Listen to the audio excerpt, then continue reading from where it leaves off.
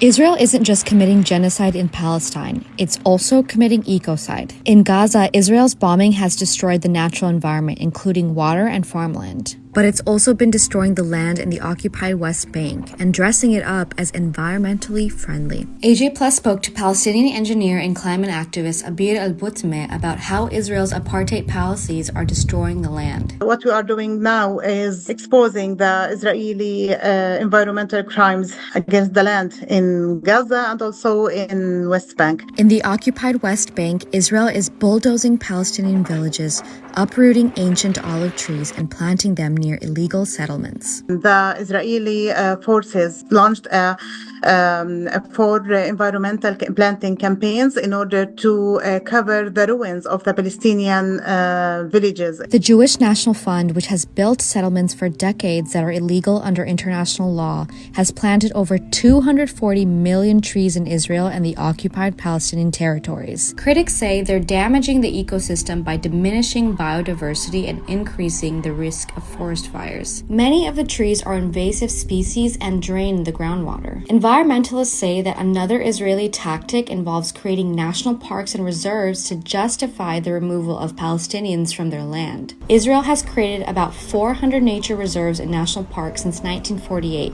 many of them built on Palestinian villages. It claims to be safeguarding natural and historic sites. But historians say they're a way to preserve undeveloped Palestinian land for future Israeli development. In the occupied West Bank, Israel is blocking Palestinians from accessing their own farms. West Bank currently lives under a silent war. Last year, the Palestinian farmers couldn't harvest olive trees during October and November.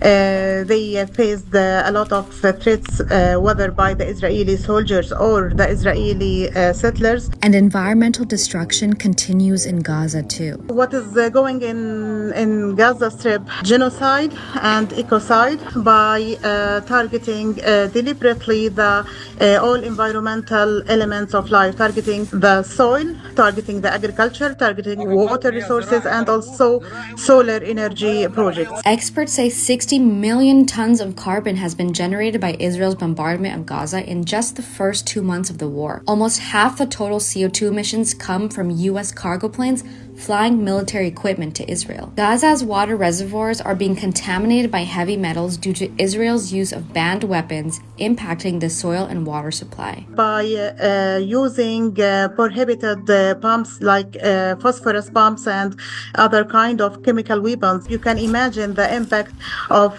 these heavy metals on the soil, which will penetrate through water to reach the main water reservoir, and which is already exhausted. Abir says the fight for climate justice and Palestinian freedom are linked. We cannot achieve environmental justice all over the world without achieving environmental justice in Palestine.